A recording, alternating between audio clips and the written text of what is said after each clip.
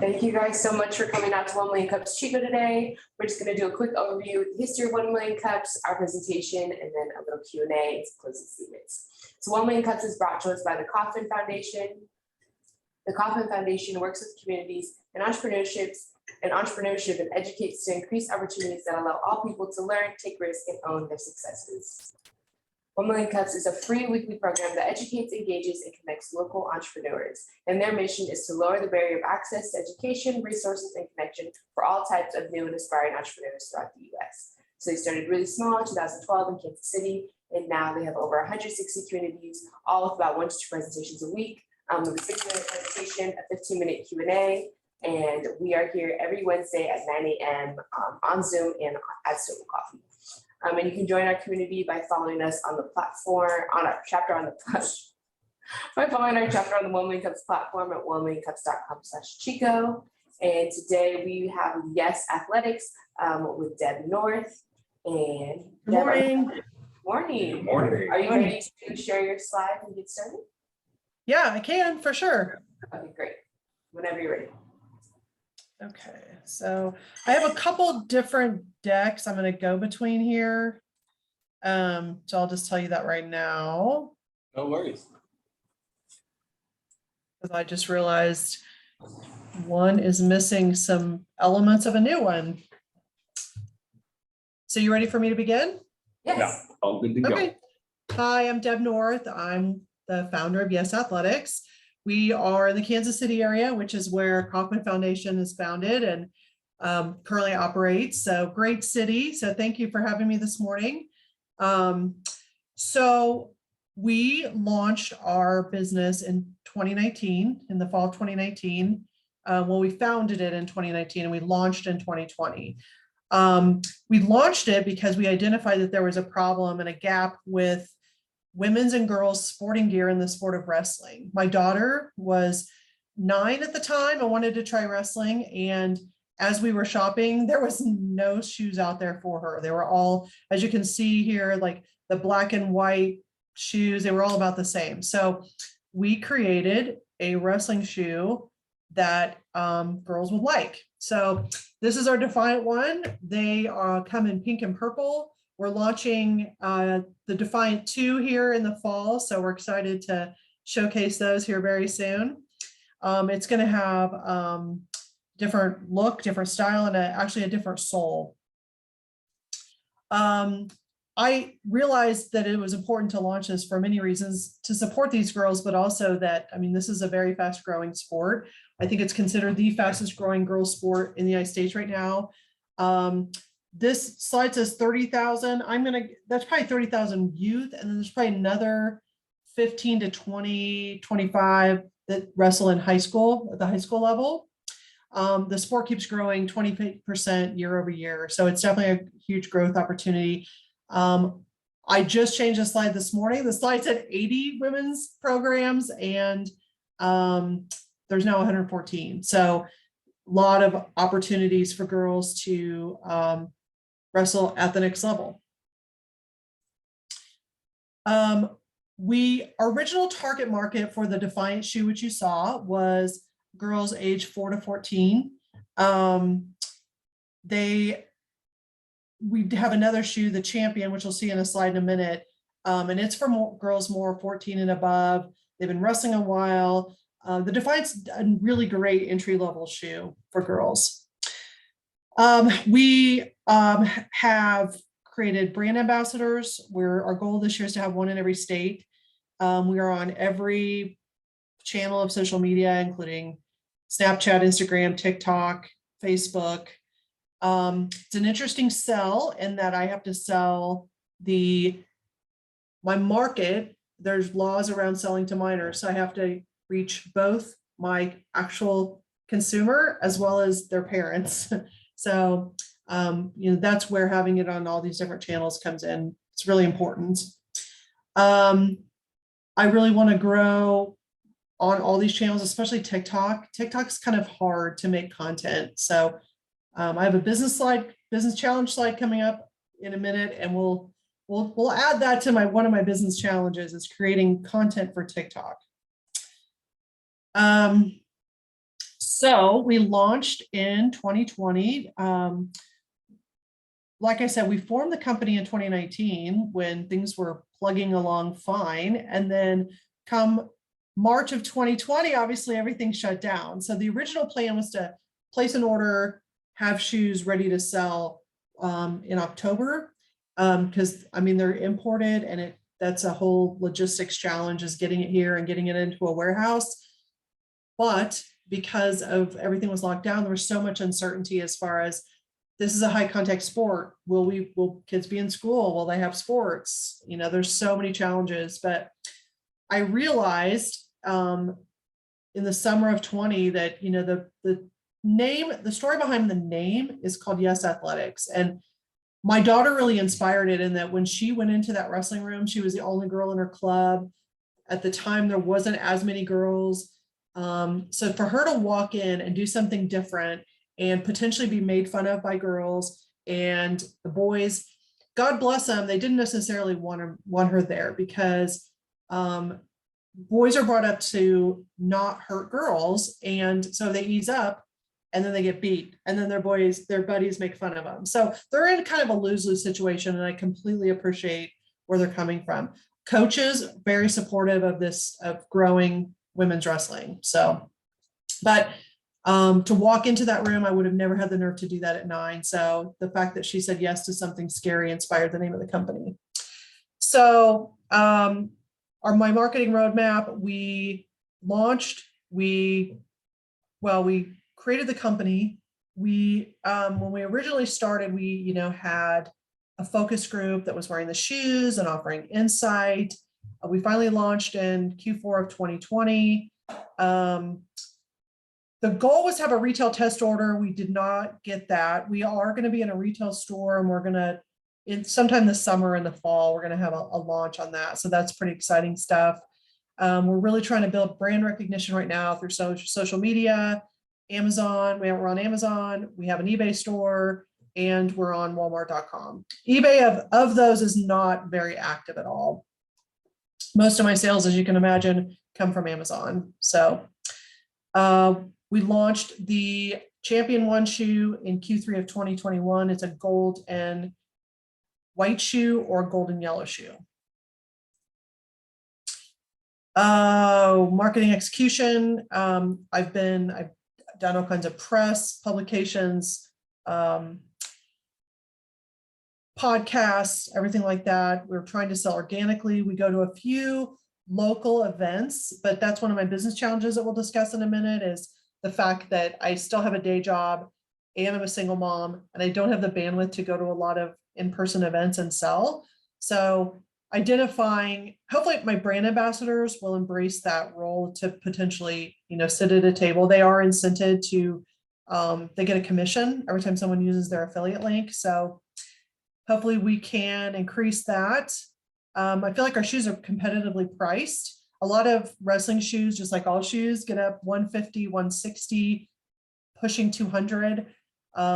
We did originally price them at $69.99, but just because of, you know, all the supply chain issues and all of our costs gone up, just like everyone, we had to increase our price. We were the first company to launch a shoe made specifically for women. I do have one competitor right now. ASICS did launch a shoe last summer, but we actually beat them to market. So I feel like we've had really good market validation since, you know, our first full year in the business, and since launching, we've sold $126,000 worth of shoes, or 1,500 units. But I mean, there's definitely more to come. We have nowhere to go but up, especially based on the growth trajectory of the sport. So, so competitive analysis, like I mentioned, ASICS launched a shoe. They have a much bigger marketing R&D department. There's other brands. Some of them don't have the best reputation as far as quality or just ethics necessarily. I'm not targeting ASICS there, but just some other big brands. But I feel like we're going to be successful because we are true to our mission. We're very passionate about supporting girls in this sport. We champion them every week on our social media. We do business with integrity. We're very community minded. We have programs with Beat the Streets, which is a buy one, give one. We do every Giving Tuesday all the way through December. And we sponsor 2 athletes through the Special Olympics. So we talked a little bit about my business challenges. Let me pull up this other deck and you guys can see. Can you guys see that? Can you guys see this slide? No, We see the competitive analysis still, the pink slide. Okay, so let me just go back here. Well, now I can get back. Probably just need to unshare. Yeah. Screen it and Oh, new share. yeah. There we go. Okay, can you see that? Yes. Yeah. Okay, so these are the champion shoes and the Defiant shoes. This is our social responsibility. We support Beat the Streets, Special Olympics. We're hopefully going to partner with an inner city school district in Kansas City to really try to increase their participation, not only in wrestling, but in all girls sports. I'm also going to be on a sports commission, and I support Win for KC, which is Women Sports Network in Kansas City, and they sponsor camps, and it's all about encouraging girls to get into the sport, to any sport, not necessarily wrestling. Some of our accomplishments of late, we were named the official women's wrestling shoe of the NAIA. We've signed a couple really high profile athletes, including Miranda Maverick, she's a UFC fighter, and Lauren Louise, she's an Olympic hopeful wrestler. I won a Game Changer Award through Win for KC, and I've won a couple pitch contests. So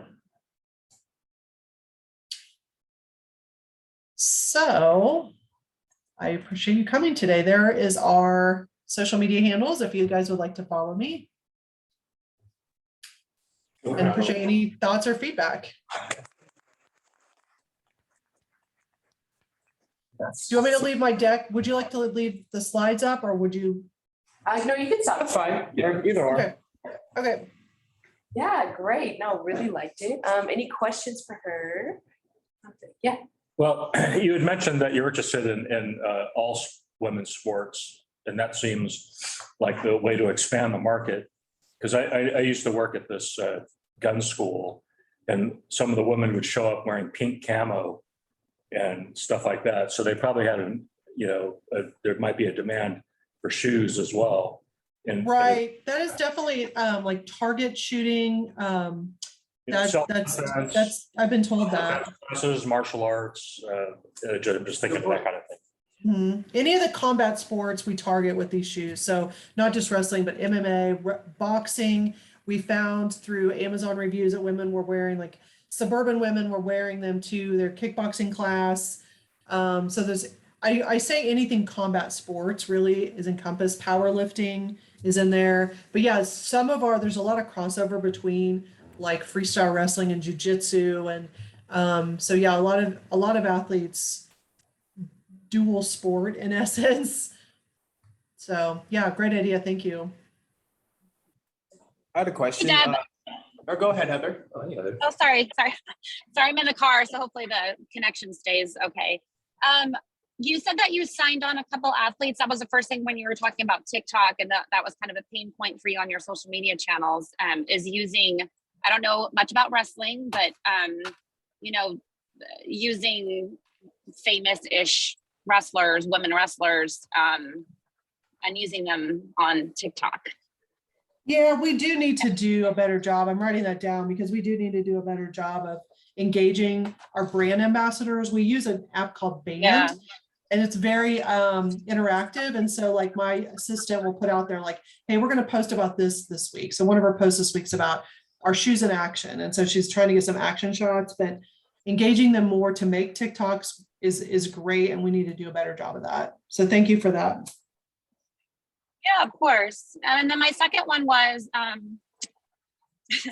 say this a lot when we have presenters, but I used to be in the convention industry, and so I'm not sure. And obviously with 2020 and the trade show stuff is just building back up again, but using your brand ambassadors there and maybe connecting through some trade shows, that would be applicable to Right, issue. yeah, we're gonna be at, we're gonna have a presence up at Fargo, North Dakota. It's kind of like the World Series of wrestling.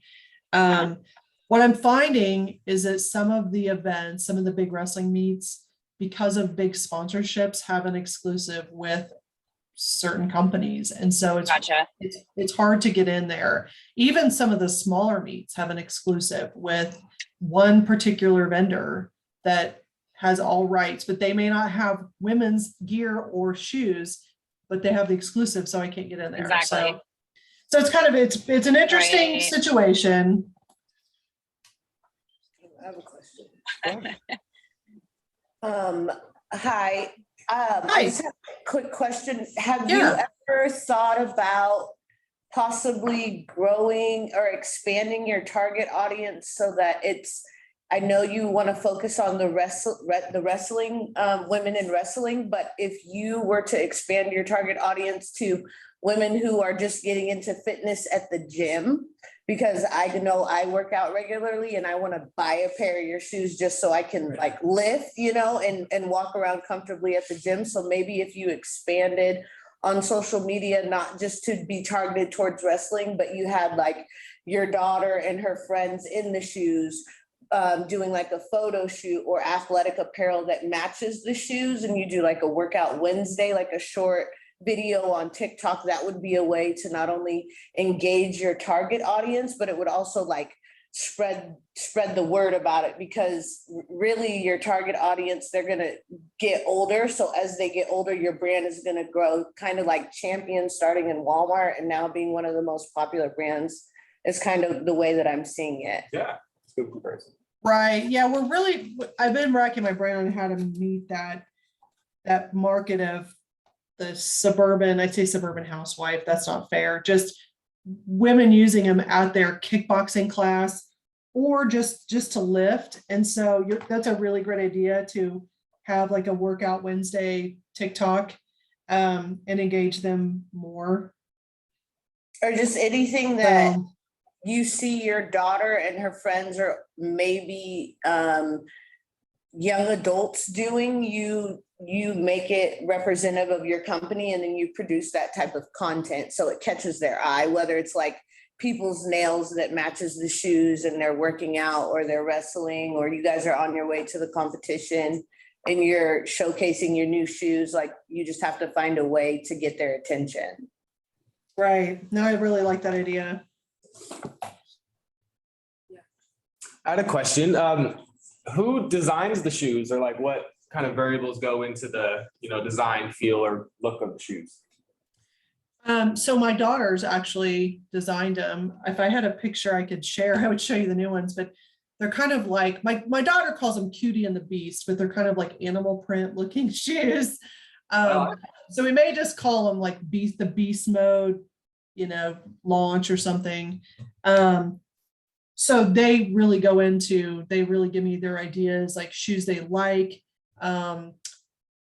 Like my daughter loves these like sparkly Steve Madden shoes. And so you just kind of take ideas from all over the place and incorporate it into what would be a cool shoe and what doesn't exist already out there. That's awesome. Do you ever plan in the future, to offer like maybe customizable options or expand even selling like shoelaces?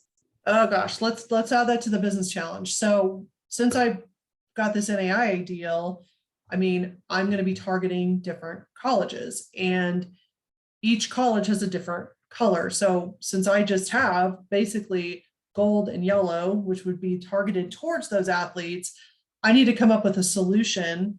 One of the ideas we've had is that there was these basketball shoes. My daughter wore them. So she's 20. And so they had this little like card, and you had a little notch on the side, and you'd stick the card in and would change the color. Yeah. You guys remember that? So that's one idea, or changing the sole. The problem is manufacturing takes a while. just to make them is 40 to 60 days, and then you got to ship them and air freight them and all that good stuff. So it's a challenge right now. And yeah, like shoestrings, changing the shoestring color is definitely an easy option. We've got all kinds like socks, shoestrings, we're gonna expand our product lines. I'm in discussions with a company right now. She has an all women's site right now that has like headgear, knee covers, hair protectors. She's got all kinds of gear for women. And so hopefully we're going to expand that partnership so I can add more products. Sweet. Sounds awesome. And then we had a question in the chat from Heather asking, where are your shoes made and have you had any supply chain issues? They are made in China. We've looked into, I would love to find somebody stateside. So if you guys know any contract manufacturers in the States that do shoes, that would be amazing.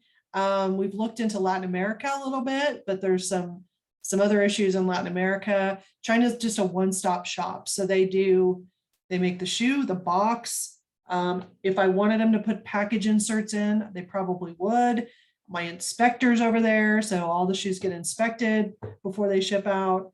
But yes, right now, there's 15 COVID cases. We're just going to shut the whole town down. We're going to shut the factory down. So it's taken taken forever. It's then, I mean, you guys are in California. There's 15 ships lined up in Port of LA, so I hopefully we're going to I have a potential solution that's going to speed up the time once it hits the States, which will be good. But yeah, I mean, last shipment, I had stuff coming into New York City. I had stuff going to LA.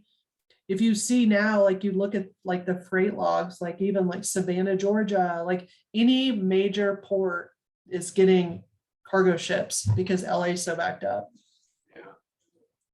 I know there's some print-on-demand companies out there like Zazzle and Printful. Printify has various different companies they work with. They might have a printable shoe thing. You might be able to customize it, and they already have it. That's a good idea. I talked to some people to see if I could just my promotional products vendor I started with to say, is there a solution to put a stamp or, take their logo, turn it into a stamp and somehow emboss it into the shoe. And I haven't found a solution yet. So if you guys know of anyone or have any ideas. Yeah. Even painting shoes, but I guess those go for a lot more money. So expensive. Yeah, you can. Etsy stuff. It's I have a friend that does it. He charges $200. Yeah, well, you could, partner with someone and, send them and they could deal with it. Well, yeah. The only problem with that is they got to have a big machine and be able to mass produce. Yeah. How many employees do you have? Right now, it's just me and I have an assistant. And then I did hire a consultant that helps me with her expertise is operations, inventory, supply chain. So she's working with my warehouse to get better costs. She manages transportation. She's got a lot of contacts. Hopefully we're going to get on more retail shelves. So I would say 1.5 people. Are you looking to expand your team at all or? Yeah, so right now, I mean, at this size, it makes most sense to outsource that kind of stuff. So my next thing I'm outsourcing and I'm shopping right now is taking on all of my Amazon, Walmart.com, optimize my listings, manage my pay-per-click advertising, that kind of stuff. Because I'm not an expert and everybody loves those gold shoes and I'm not selling any for some reason. So I don't know why. And so I need someone to a fresh set of eyes to say, well, here's why, because your listing's not optimized or something's wrong with your listing but yeah, I mean, that's something I really want to wash my hands of. It's just to wash my hands and say, take it on. I don't want to mess with it. Yeah. Do you know how many gyms that you have in your hometown? I don't. I would say if you're looking for quick advertising or maybe increasing your brand ambassadors, start there and go source out the women you see going to the gym who are powerlifting and recording themselves and just say, hey, I was wondering if you could put these shoes on and do a shoot, and I would pay you for your time or incentivize them in some way. But your brand ambassadors need to be within your town or close to your town. And then you need to focus on expansion, because it sounds like expanding at all these different places. The brand ambassadors kind of just are not sure of what to create and how to market. And so if you centralize on what you want your brand ambassadors to do and how you want them to market the content, then they will be better prepared to push your product the way that you want. Yeah, I do have one power lifter that's done a pretty good job. So all of these people have affiliate links. So anytime they make that content and post, they add their affiliate link and they make commission. So she does a pretty good job. I mean, right now she has cancer, so that's kind of thrown a wrench, but I probably do need to find another powerlifting athlete out there. Do you have any colleges in your town? None with women's wrestling programs. The one that I'm an alumni at is about an hour away, 45 minutes, an hour away. And they're definitely a target. Even if you partnered with their athletics department, not specifically for wrestling, I know your shoe is specifically for wrestling, but since you're trying to increase traction, if you just focused on female athletes alone, that you might be able to see a faster increase in traction that you want. And then once you have that athletic audience, target the wrestling audience, like kind of break it down into segments, you know what I'm saying? Or if you have nieces and nephews that attend college, have them wear your shoe when they go to work out, or if they have community rec centers, maybe donate a pair or two to the center and let those kids wear them, and then, you know, like create free advertising for yourself. Right. Yeah, we did. I saw a comment in the link about free. Our brand ambassadors originally got free product. I had to change that because all these state athletic commissions, the NCAA passed name, image, and likeness, right? So now college athletes can make money doing this. So my college athletes and above get more of an influencer agreement. My brand ambassadors, they get more of a discount code, which is actually pretty common. If you're a brand ambassador, you don't always get free stuff. I mean, they get a lot of free press, right? They get a lot of free stuff, but I couldn't give them shoes anymore because technically they're not supposed to get free product. So I've set up my brand ambassadors as more of a part-time job. So yeah, I'm gonna probably identify, that's on my list of things to do, is to find more like powerlifting athletes. And my daughters, I have 20, 15, and 12, and they need to be better about posting my stuff too and making TikTok. So, but yeah, I do give a lot of shoes to Beat the Streets. I don't think there's one in your area, but there's one in LA. I donated about 20 pairs of shoes to. And then I work really closely with the corporates in Philadelphia. So my local town, I guess you just have to know Topeka, Kansas, but. Oh, I've been there. Oh, you have? Yeah, it's nice. It's you know. One of the school programs has about 100 girls in the program. It's a huge program. So I do have some girls there that support my stuff and wear my shoes. The local gyms, I have to think that through and maybe attend a little bit more, because the one I go to is more centered around golf. So. Right. My idea is coming from the fact that you have athletic wear, and I know your target audience is specific, but if you were to just encompass all athletics, you may be able to get the return that you're expecting, because you know that there is that specialized market. There's also women who just work out or want to look cute in workout clothes with matching shoes, or, you know, like to go on. Right. For sure. So that's kind of what I'm getting at. They're not the best for running though. That's the only challenge. They're great for lifting, but they're not the best for running, which I know is part of like a warm up. So, is there a way that you could possibly change the sole of the design of one of the shoes so that it does encompass better for running, or? Yeah, that would be probably down the line. There's a lot of like R&D and investment that would go into that. And it would be more of like a cross-training shoe type thing. But like the sports bras, I mean, if I go into partner with Lee Janes, then the sports bras would be a great, option for, that's what she makes, or singlets, sports bras, the knee pads, and add them to my website and have my brand ambassadors wear those and shoot pictures. And You have a question, Ed? I have two questions. First one, I just set the record straight. Are you building your brand around the fact that you're the first women's wrestling shoe?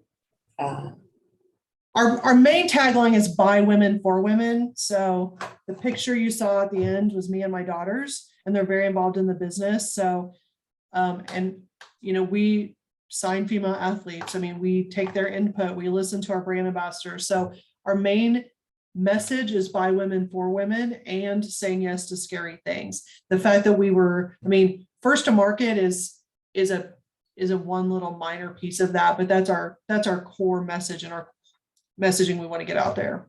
Cool. Okay, so my second question, being the first, is always great, but being the first also kind of sucks. Because everybody can really see, what you're doing and what you're doing wrong. Yeah, Right. You're doing wrong. And I'm just saying hypothetically, like at some point, let's just say that we have like a Nike shoe, a Nike women's wrestling shoe, and Yes athletic shoe, like right in front of me.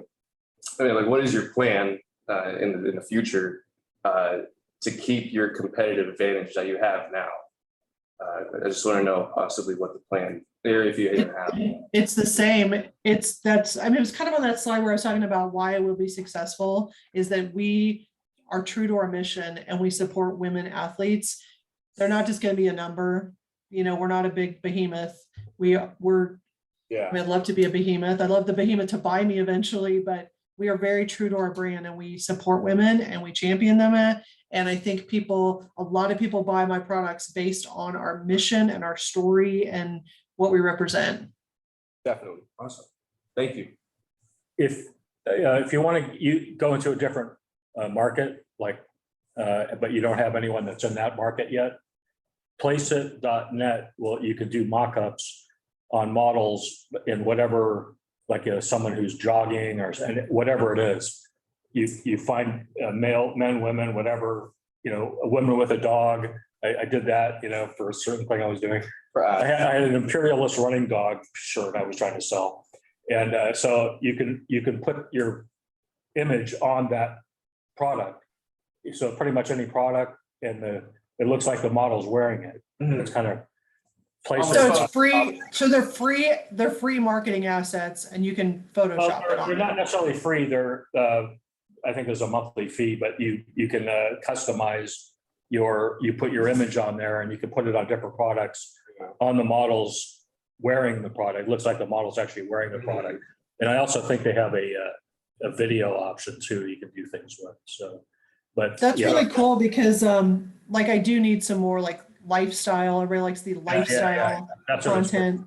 So that's really, I love that. Thank you for that. I wrote that down. Placeit.net, correct? Place it, all one word, .net. Awesome. I'm gonna look into that. And then we did have one final question in the chat that says, how is your company funded?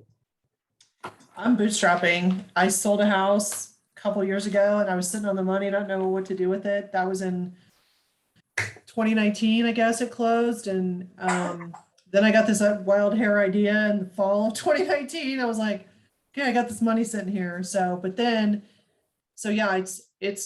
just bootstrapping right now. So I pitched a couple of investors and they said those particular companies wouldn't give me money until I quit my full-time job or my day job, which I can appreciate. And I had to have 5 to 10 million in revenue, and I'm not there yet. So right now I apply for grants, I go to pitch contests, and I have, a loan from the bank. Gotcha. Okay, great. And good old credit cards. There's that too. Right. So we just have one quick last question. What can we here at 1 Million Cups do for you? Just so, we have it and we know what resources to send you and things like that. I mean, if you know female wrestlers, spread the word. If you know anyone at your local colleges that might be looking for a female company, female vendor to outfit their teams, I would love to talk to them. But yeah, just spread the word. Definitely. All right, great. We will definitely do that. Okay, cool. We're just gonna do some closing statements. I'm Chanel Hamilton, your host organizer. Eva Shepherd is our chapter lead.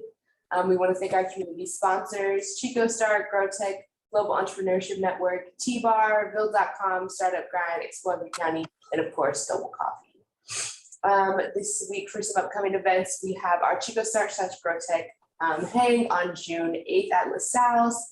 And we are going to be here next week at Wednesday at 9 a.m. With Daily Adventure Box. And we'll be here on Zoom and at Double Coffee. And if you're interested in our newsletter, there was the QR code. So we just want to thank you so much, Deb, for coming out, and we hope you have a great day. Thanks for having me. Thank you. Thank you for all the great ideas too. Appreciate it. Thank you. Bye. everybody. Bye.